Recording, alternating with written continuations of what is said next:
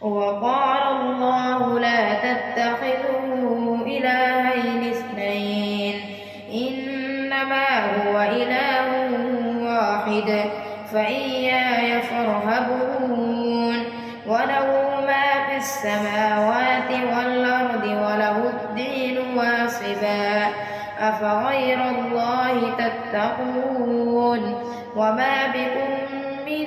نعمة فمن الله ثم إذا مسكم الضر فإليه تجأرون ثم إذا كشف الضر عنكم إذا فريق منكم بربهم يشركون ليكفروا بما آتيناهم فتمتعوا فسوف تعلمون ويجعلون لما لا يعلمون نصيبا مما رزقناهم تالله لتسألن عما كنتم تفترون ويجعلون لله البنات سبحانه ولهم ما يشتهون وإذا بشر أحدهم بالأنثى ظل وجهه مسودا وهو كظيم يتوارى من القوم من سوء ما بشر به أيمسكه على هون أم يدسه في التراب ألا ساء ما يحكمون للذين لا يؤمنون بالآخرة مثل السوء ولله المثل الأعلى وهو العزيز الحكيم ولو يؤاخذ الله الناس بظلمهم ما ترك عليها من دابة ولكن يؤخرهم إلى أجل مسمى فإذا جاء أجلهم لا يستأخرون ساعة ولا يستقدمون وجعلون لله ما يكرهون وتصف ألسنتهم الكذب ولو يؤاخذ الله الناس بظلمهم ما ترك عليها من دابة ولكن يؤخرهم إلى أجل مسمى فإذا جاء أجلهم لا يستأخرون ساعة ولا يستقدمون ويجعلون لله ما يكرهون وتصف ألسنتهم الكذب أن لهم الحسنى لا جرم أن لهم النار وأنهم مفرطون تالله لقد أرسلنا إلى أمم من قبلك فزين لهم الشيطان أعمالهم فهو وليهم اليوم ولهم عذاب أليم وما أنزلنا عليك الكتاب إلا لتبين لهم الذي اختلفوا فيه وهدى ورحمة لقوم يؤمنون والله أنزل من السماء ماء فأحيا به الأرض بعد موتها إن في ذلك لآية لقوم يسمعون وإن لكم في الأنعام لعبرة نسقيكم مما في بطونه من بين فرث ودم لبنا خالصا سائغا للشاربين ومن ثمرات النخيل والأعناب تتخذون منه سكرا ورزقا حسنا إن في ذلك لآية لقوم يعقلون وأوحى ربك إلى النحل أن اتخذي من الجبال بيوتا ومن الشجر ومما يعرشون ثم كلي من كل الثمرات فاسلكي سبل ربك ذللا يخرج من بطونها شراب مختلف ألوانه فيه شفاء للناس إن في ذلك لآية لقوم يتفكرون والله خلقكم ثم يتوفاكم ومنكم من يرد إلى أرذل العمر لكي لا يعلم بعد علم شيئا إن الله عليم قدير والله فضل بعضكم على بعض في الرزق فما الذين فضلوا براد رزقهم على ما ملكت أيمانهم فهم فيه سواء أفبنعمة الله يجحدون والله جعل لكم من أنفسكم أزواجا وجعل لكم من أزواجكم بنين وحفدة ورزقكم من الطيبات أفبالباطل يؤمنون وبنعمة الله هم يكفرون ويعبدون من دون الله ما لا يملك لهم رزقا من السماوات والأرض شيئا ولا يستطيعون فلا تضربوا لله الأمثال إن الله يعلم وأنتم لا تعلمون ضرب الله مثلا عبدا مملوكا لا يقدر على شيء ومن رزقناه منا رزقا حسنا فهو ينفق منه سرا وجهرا هل يستوون الحمد لله بل أكثرهم لا يعلمون وضرب الله مثلا رجلين أحدهما أبكم لا يقدر على شيء وهو كل على مولاه أينما يوجهه لا يأتي بخير هل يستوي هو ومن يأمر بالعدل وهو على صراط مستقيم ولله غيب السماوات والأرض وما أمر الساعة إلا كلمح البصر أو هو أقرب إن الله على كل شيء قدير والله أخرجكم من بطون أمهاتكم لا تعلمون شيئا وجعل لكم السمع والأبصار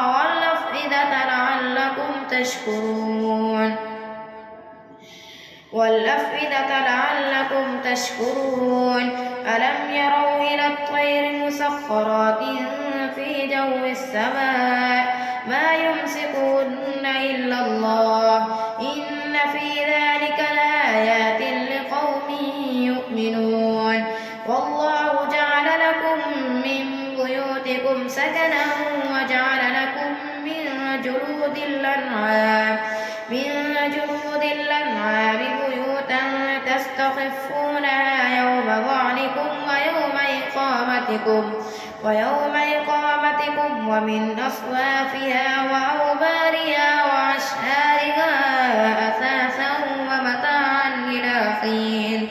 والله جعل لكم مما خلق ظلالا وجعل لكم من الجبال أكنانا وجعل لكم سرابيل تقيكم الحر وسرابيل تقيكم بأسكم كذلك يتم نعمته عليكم لعلكم تسلمون فإن تولوا فإنما عليك البلاغ المبين يعرفون نعمة الله ثم ينكرونها وأكثرهم الكافرون ويوم نبعث من كل أمة شهيدا ثم لا يؤذن يعتبون وإذا رأى الذين ظلموا العذاب فلا يخفف عنهم ولا هم ينظرون وإذا رأى الذين أشركوا شركاءهم قالوا ربنا هؤلاء شركاؤنا الذين كنا ندعو من دونك فألقوا إليهم القول إنكم لكاذبون وألقوا إلى الله يومئذ السلم وضل عنهم ما كانوا يفترون الذين كفروا وصدوا عن سبيل الله زدناهم عذابا فوق العذاب بما كانوا يفسدون ويوم نبعث في كل أمة شهيدا عليهم من أنفسهم وجئنا بك شهيدا على هؤلاء ونزلنا عليك الكتاب تبيانا لكل شيء وهدى ورحمة وبشرى للمسلمين إن الله يأمر بالعدل والإحسان وإيتاء ذي القربى وينهى عن الفحشاء والمنكر والبغي يعظكم لعلكم تذكرون وأوفوا بعهد الله إذا عاهدتم ولا تنقضوا الأيمان بعد توكيدها وقد جعلتم الله عليكم كفيلا إن الله يعلم ما تفعلون ولا تكونوا كالتي نقضت غزلها من بعد قوة أنكاثا تتخذون أيمانكم دخلا بينكم أن تكون أمة هي أربى من أمة إنما يبلوكم الله به وليبينن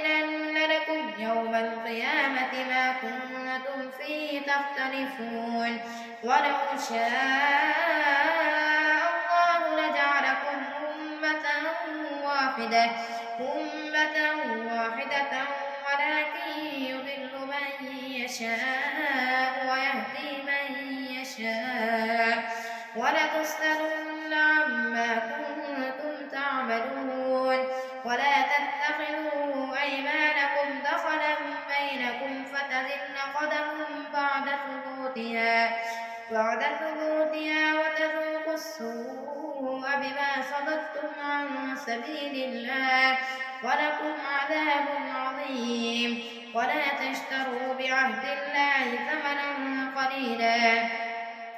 إنما عند الله هو خير لكم إن كنتم تعلمون ما عندكم ينفد وما عند الله باق ولنجزين الذين صبروا وأجرهم بأحسن ما كانوا يعملون من عمل صالحا من ذكر أو أنثى وهو مؤمن فلنحيينه حياة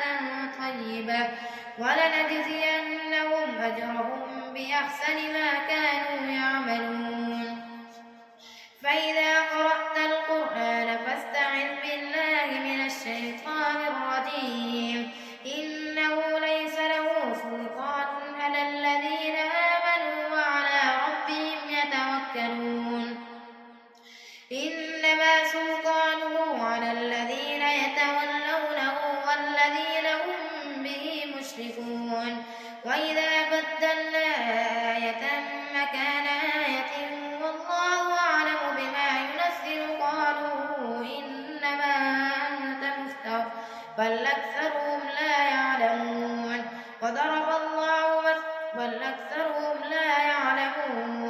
قل نزله روح القدس من ربك بالحق ليثبت الذين آمنوا وهدى وبشرى للمسلمين ولقد نعلم أنهم يقولون إنما يعلمه بشر لسان الذي يلحدون إليه أعجمي وهذا لسان عربي مبين إن الذين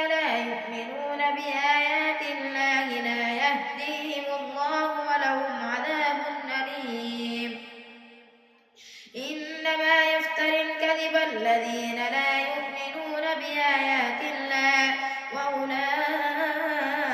هم الكاذبون. من كفر بالله من بعد إيمانه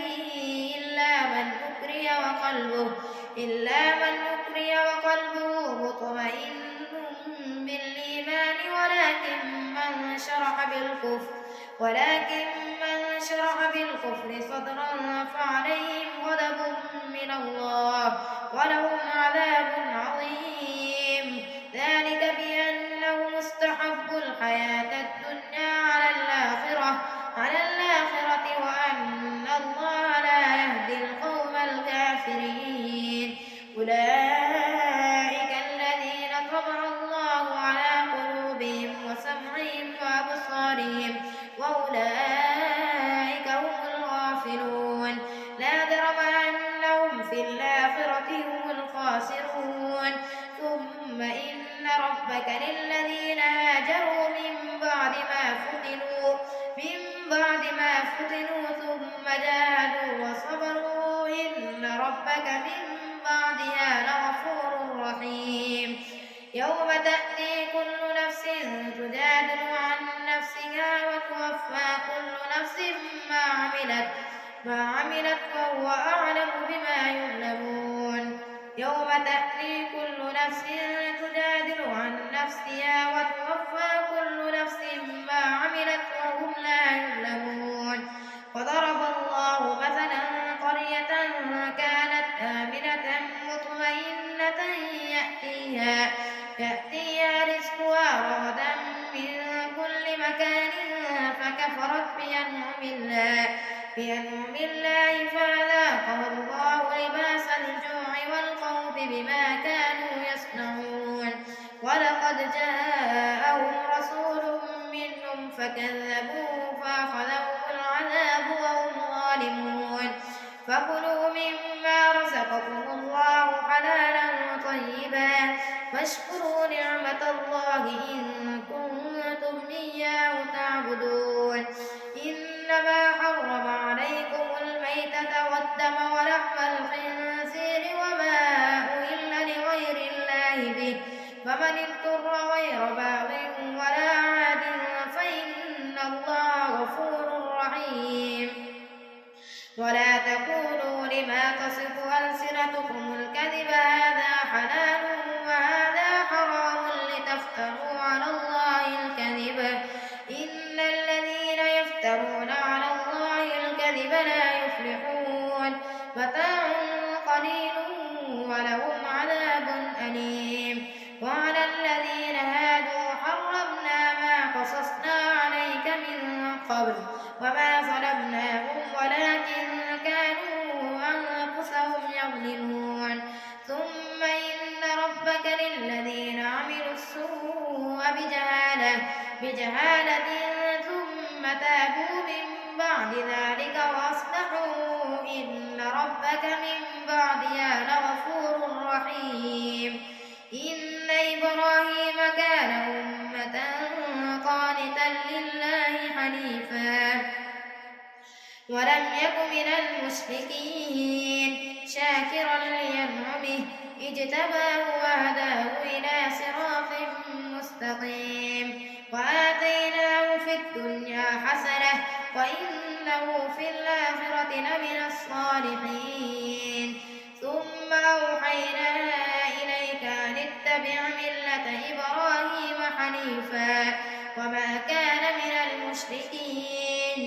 إنما جعل السبت على الذين اختلفوا فيه وإن ربك ليحكم بينهم يوم القيامة فيما كانوا فيه يختلفون. ادع إلى سبيل ربك بالحكمة والموعظة الحسنة وجادلهم بالتي هي أحسن. إن ربك هو أعلم بمن ضل عن سبيله وهو أعلم بالمهتدين. وإن عاقبتم فعاقبوا بمثل ما عوقبتم به ولئن صبرتم لهو خير للصابرين. واصبر وما صبرك إلا بالله ولا تحزن عليهم ولا تك في ضيق إن الله مع الذين اتقوا والذين هم محسنون